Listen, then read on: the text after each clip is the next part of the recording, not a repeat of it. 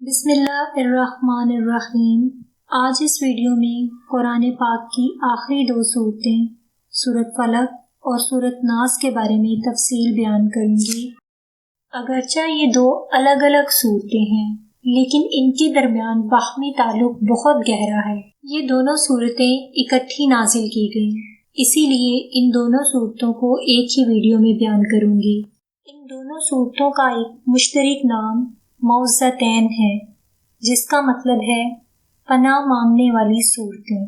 پناہ مانگنے سے مراد کسی بھی آفت سے خوف محسوس کر کے خود کو کسی کی حفاظت میں دینا ہے، وہ آفت چاہے قدرتی ہو یا خود انسانوں کی پیدا کردہ، کسی ایسی ذات کی حفاظت میں دینا جو ہمارا بہترین محافظ ہو، اور اس میں کوئی شک نہیں کہ وہ واحد ذات اللہ پاک کی ہے۔ یہ دونوں صورتیں مکی کہلاتی ہیں۔ پہلے ان دونوں صورتوں کے تاریخی پس منظر پر نظر دوڑاتے ہیں اور جانتے ہیں کہ یہ دونوں صورتیں کب نازل ہوئی اور اس وقت عرب کے کیا حالات تھے۔ مکہ میں جن حالات میں یہ دونوں صورتیں نازل ہوئیں اس وقت بتوں کی عبادت پر زور تھا۔ جب نبی کریم صلی اللہ علیہ وسلم نے اسلام کی دعوت شروع کی تو کفار کے گھروں میں جب ان کے لڑکے، لڑکیاں، مرد اور عورتوں میں سے کچھ اسلام قبول کرنے لگے تو گھر گھر میں نبی کریم صلی اللہ علیہ وسلم کے خلاف سازشیں ہونے لگیں۔ آپ صلی اللہ علیہ وسلم کو رات کے اندھیرے میں قتل کرنے کی خفیہ سازش کی جانے لگی۔ آپ صلی اللہ علیہ وسلم کے خلاف جادو کیے جانے لگے کہ یا تو نعوذ باللہ آپ صلی اللہ علیہ وسلم وفات پا جائیں یا دیوانے ہو جائیں یا بیمار ہو جائیں۔ شیاطین، جن و انس یعنی انسانوں اور جنوں کے شیاطین ہر طرف پھیل گئے۔ لوگوں میں آپ صلی اللہ علیہ وسلم کے خلاف بدگمانیاں پیدا کی جانے لگیں۔ ان حالات میں یہ دونوں صورتیں نازل ہوئیں۔ ان دونوں صورتوں میں نبی پاک صلی اللہ علیہ وسلم کو جن و انس کے شیاطین اور جادوگروں اور وسوسے ڈالنے والوں سے خدا کی پناہ مانگنے کا کہا گیا۔ پہلے سورۃ فلق میں کیا تفصیلات ہیں ان کا ذکر کرتے ہیں۔ فلق کے معنی پھاڑنے کی ہیں، یعنی اس رب کی پناہ میں خود کو دینا جو رات کی تاریکی کو پھاڑتا ہے اور صبح طلوع کرتا ہے۔ سورہ فلق میں خدا کی پیدا کردہ مخلوق کے شر سے خدا کی پناہ مانگی گئی ہے۔ جن میں موذی جانور ہیں ان سے اللہ کی پناہ مانگی گئی ہے۔ سورہ فلق میں رات کی تاریکی کے شر سے خاص طور پر پناہ مانگی گئی ہے۔ موذی جانور بھی رات کو ہی نکلتے ہیں۔ مکہ میں نبی پاک صلی اللہ علیہ وسلم کو قتل کرنے کا منصوبہ بھی رات کے اندھیرے میں ہی بنایا گیا تھا۔ اکثر رات کو ہی گھروں میں لوٹ ماری کا عمل ہوتا تھا۔ جادوگر بھی رات کو ہی اپنا عمل شروع کرتے ہیں، ڈور پر گھرا باندھ کر پھونکتے جاتے ہیں۔ سورہ فلق میں حسد کرنے والوں سے اللہ کی پناہ مانگی گئی ہے۔ ایسے لوگ جن کو خدا کی بے شمار نعمتیں حاصل ہوتی ہیں، لوگ ان سے حسد کرنے لگتے ہیں اور حسد کی آگ میں جل کر اللہ پر ایمان کو کمزور کر دیتے ہیں، اور پھر ایسے اقدام اٹھاتے ہیں کہ یا تو وہ سب نعمتیں وہ خود حاصل کر لیں یا پھر کم از کم ان لوگوں سے وہ نعمتیں چھین جائیں۔ چنانچہ خدا کی پیدا کردہ مخلوق کے شر سے، رات کی تاریکی کے شر سے، جادوگروں سے اور حسد کرنے والوں سے بچنے کے لیے ہمیں سورہ فلق کی تلاوت کرنی چاہیے اور خود کو اللہ کی پناہ میں دینا چاہیے۔ خود کو اللہ کے حوالے کر کے اللہ پر ایمان کو اتنا مضبوط کر لیں کہ آپ کو اس بات کا سچے دل سے یقین ہو جائے کہ جب تک آپ کا اللہ نہ چاہے کوئی آفت آپ کا کچھ نہیں بگاڑ سکتی۔ حضرت عائشہ رضی اللہ تعالیٰ عنہا سے روایت ہے کہ رات کو چاند نکلا ہوا تھا، رسول اللہ صلی اللہ علیہ وسلم نے میرا ہاتھ پکڑ کر چاند کی طرف اشارہ کیا اور فرمایا کہ اللہ کی پناہ مانگو۔ حدیث پاک میں ہے کہ رسول اللہ صلی اللہ علیہ وسلم کا ارشاد ہے کہ جب سورج غروب ہو جائے تو شیاطین ہر طرف پھیل جاتے ہیں، لہٰذا اپنے بچوں کو گھروں میں سمیٹ لو اور اپنے جانوروں کو باندھ رکھو جب تک رات کی تاریکی ختم نہ ہو جائے۔ اب سورۃ ناس کی بات کرتے ہیں۔ اس سورت میں شیاطین جن اور شیاطین انس اور دلوں میں وسوسے ڈالنے والوں سے اللہ کی پناہ مانگی گئی ہے۔ اس سورت کا آغاز بھی خدا کی صفت سے ہوا ہے جو حقیقتاً اس کائنات کا رب پاک ہے، جو ہر چیز پر غالب ہے اور تمام مخلوق کا خالق ہے۔ مکہ میں جب نبی کریم صلی اللہ علیہ وسلم کے خلاف لوگوں کے دلوں میں بار بار وسوسے ڈالے جا رہے تھے کہ یہ ایک جادوگر ہے جو ہمارے خداؤں کے خلاف جا رہا ہے، وسوسے ڈالنے کی وجہ یہ تھی کہ کہیں لوگ مسلمان نہ ہو جائیں۔ اس وقت یہ صورت نازل کرنے کا مقصد یہ تھا کہ ان لوگوں کے وسوسوں سے اللہ کی پناہ مانگی جائے۔ کسی بھی برے کام کا آغاز ہمیشہ وسوسے سے ہی ہوتا ہے۔ وسوسے کا معنی ہے کہ بار بار کسی کے دل میں کوئی برا خیال اس طریقے سے ڈالنا کہ اس شخص کو پتہ ہی نہ لگے کہ اس کے دل میں کوئی برا خیال ڈالا جا رہا ہے۔ بڑے نصیب والے ہوتے ہیں وہ لوگ جو برا وسوسہ آنے پر خدا کے خوف سے چونک جاتے ہیں۔ وسوسہ اندازی کا کام شیاطین جن بھی کرتے ہیں اور شیاطین انس بھی۔ شیاطین جن و انس کے علاوہ ہمارے نفس کا شیطان بھی ہمارے دلوں میں بے پناہ وسوسے پیدا کرتا ہے اور ہماری عقل کو گمراہ کر دیتا ہے۔ نبی پاک صلی اللہ علیہ وسلم نے اپنے ایک خطبہ میں فرمایا، ہم اللہ کی پناہ مانگتے ہیں اپنے نفس کی شرارتوں سے۔ حضرت ابو ذر سے روایت ہے کہ ایک دفعہ میں نبی کریم صلی اللہ علیہ وسلم کی خدمت میں حاضر ہوا۔ آپ صلی اللہ علیہ وسلم مسجد میں تشریف فرما تھے۔ فرمایا، ابو ذر تم نے نماز پڑھی؟ میں نے عرض کیا نہیں۔ فرمایا، اٹھو اور نماز پڑھو۔ چنانچہ میں نے نماز پڑھی اور پھر آ کر بیٹھ گیا۔ حضور صلی اللہ علیہ وسلم نے فرمایا، اے ابو ذر، شیاطین انس اور شیاطین جن کے شر سے اللہ کی پناہ مانگو۔ میں نے عرض کیا، یا رسول اللہ، کیا انسانوں میں بھی شیطان ہوتے ہیں؟ فرمایا، ہاں۔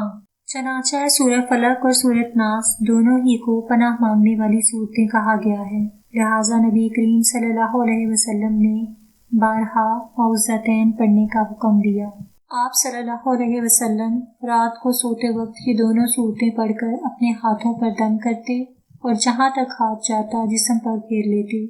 صبح اٹھ کر بھی یہ صورتیں پڑھتے اور بیماری کی حالت میں بھی یہ صورتیں پڑھتے۔ در حقیقت یہ ایک ایسا عمل ہے جس سے ہمارے جسم اور روح دونوں کو سکون ملتا ہے، بس ایمان کا پختہ ہونا بہت ضروری ہے۔ جب نبی کریم صلی اللہ علیہ وسلم پر جادو کیا تو انہی دونوں صورتوں کی تلاوت سے نبی پاک نے جادو کا اثر ختم کیا۔ نبی کریم صلی اللہ علیہ وسلم پر جادو کے قصے کی تفصیلات کچھ یوں تھیں۔ صلح حدیبیہ کے بعد جب نبی کریم صلی اللہ علیہ وسلم مدینہ واپس تشریف لائے تو محرم سن 7 ہجری میں خیبر سے یہودیوں کا ایک وفد مدینہ آیا اور ایک مشہور جادوگر لبید بن عاصم سے ملا۔ لبید بن عاصم نے حضور کے ایک یہودی خدمتگار سے ساز باز کر کے نبی کریم صلی اللہ علیہ وسلم کی کنگھی اور بال منگوائے اور ان پر جادو کیا۔ لبید بن عاصم انصار کے قبیلہ بنی زریق سے تعلق رکھتا تھا۔ لبید بن عاصم نے اس یہودی خدمتگار سے 3 اشرفیوں کے بدلے یہ کام لیا۔ لبید نے جادو کو کھجور کے ایک خوشے کے غلاف میں رکھا اور بنی زریق کے ایک کنویں اروان کی تہ میں ایک پتھر کے نیچے رکھ دیا۔ نبی کریم صلی اللہ علیہ وسلم پر اس جادو کا اثر 1 سال میں ہوا، آخری 40 دن اور پھر آخری 3 دن میں اثر زیادہ ہوا۔ جادو کا اثر صرف ذات محمد صلی اللہ علیہ وسلم پر ہوا تھا، نبوت محمد صلی اللہ علیہ وسلم اس سے محفوظ رہا، یعنی نبوت کے وہ تمام فرائض جو اللہ نے نبی پاک کو سونپے وہ بخوبی نبھاتے رہے، اور کسی بھی دوسرے انسان کو اس بات کا علم نہ ہوا کہ نبی پاک صلی اللہ علیہ وآلہ وسلم پر جادو کیا گیا ہے۔ ایک دن نبی پاک صلی اللہ علیہ وآلہ وسلم حضرت عائشہ رضی اللہ تعالیٰ عنہا کے ہاں تھے۔ بار بار اللہ تعالیٰ سے دعا مانگی کیونکہ جادو میرے پاک نبی کو پریشان کر رہا تھا۔ پھر نبی پاک صلی اللہ علیہ وآلہ وسلم پر بنود کی طاری ہو گئی اور پھر خواب میں 2 فرشتے آئے، ایک سر کی جانب کھڑا ہوا اور دوسرا پاؤں کی جانب۔ ایک نے پوچھا انہیں کیا ہوا؟ دوسرے نے جواب دیا ان پر جادو ہوا ہے۔ اس نے پوچھا کس نے کیا ہے؟ جواب دیا لبید بن عاصم نے۔ پوچھا کس چیز میں کیا ہے؟ جواب دیا کنگھی اور بالوں میں ایک نر کھجور کے خوشے کے غلاف میں۔ پوچھا وہ کہاں ہے؟ جواب دیا بنی زریق کے کنویں ذی اروان کی تہ میں ایک پتھر کے نیچے ہے۔ پوچھا اب اس کے لیے کیا کیا جائے؟ جواب دیا کہ کنویں کا پانی سونت دیا جائے، یعنی خشک کر دیا جائے، اور پھر پتھر کے نیچے سے اس کو نکالا جائے۔ اس کے بعد نبی صلی اللہ علیہ وسلم نے حضرت علی رضی اللہ تعالیٰ عنہ اور چند صحابہ کو وہاں بھیجا۔ بعد میں حضور صلی اللہ علیہ وسلم خود بھی چند اصحاب کے ساتھ وہاں پہنچ گئے۔ پانی نکالا گیا اور غلاف برآمد کر لیا گیا۔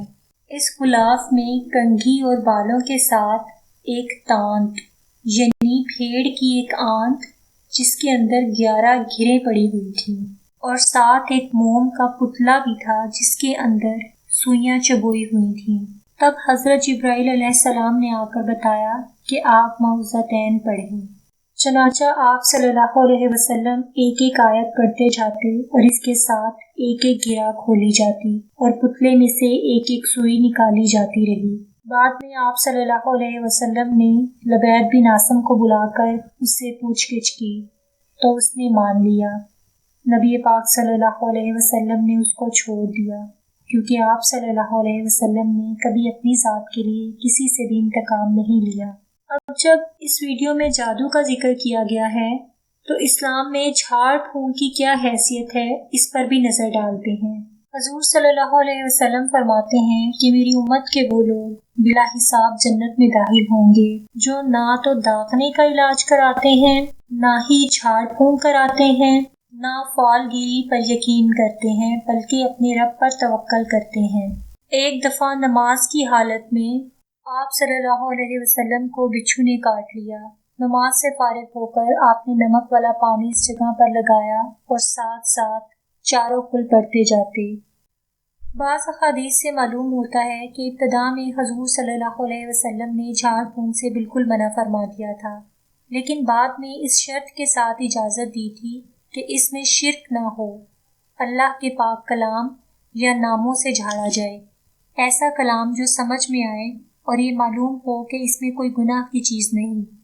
بھروسہ تو بس خدا کی ذات پر ہونا چاہیے، اس کے پاک کلام پر ہونا چاہیے، نہ کہ جھاڑ پھونک پر۔ لیکن صرف جھاڑ پھونک پر یقین کر کے دوا سے دور رہنا بھی بے عقلی ہے۔ بہتر یہ ہے کہ خود اللہ کا کلام پڑھ کر اپنے اوپر دم کیا جائے اور ساتھ دوا کا بھی استعمال کیا جائے۔ دوا بھی تب ہی اثر کرتی ہے جب اللہ چاہے، تو یقین خدا کی ذات اور اس کے کلام پر ہونا چاہیے، بجائے اس کے کہ ہم جھاڑ پھونک کے لیے جعلی فقیروں کو ڈھونڈتے رہیں، اس بات سے غافل ہو کر کہ وہ کیا کلام پڑھ رہے ہیں۔ ہم خود خدا کا کلام پڑھ کر اپنے اوپر دم کر لیں۔ ایک اور روایت میں ہے کہ رسول اللہ صلی اللہ علیہ وسلم نے 10 چیزوں کو ناپسند فرمایا، ان میں سے ایک جھاڑ پھونک بھی ہے، سوائے معوذتین یا معوذات یعنی قل ہو اللہ کی۔ لہٰذا ان دونوں صورتوں کی تلاوت روزانہ کا معمول بنا لیں، جیسے ہمارے پیارے نبی پاک صلی اللہ علیہ وآلہ وسلم کیا کرتے تھے۔ اپنے بچوں کو یہ صورتیں سکھائیں۔ اس ویڈیو کا مقصد قرآن پاک کی ان 2 پیاری صورتوں کا مطلب اور مقصد آسان الفاظ میں آپ کو سمجھانا تھا۔ اس ویڈیو سے اگر آپ کے علم میں کچھ اضافہ ہوا ہے تو اسے فارورڈ کریں تاکہ دوسرے لوگ بھی اس سے فائدہ اٹھا سکیں۔ زندگی کا مقصد صرف علم کا حصول ہونا چاہیے۔ اگر علم حاصل کر لیں گے تو دولت اور شہرت خود ہمارے پیچھے آئے گی۔ اگلے ویڈیو میں کسی دوسری سورہ کی تفصیل کے ساتھ حاضر ہوں گی۔ شکریہ۔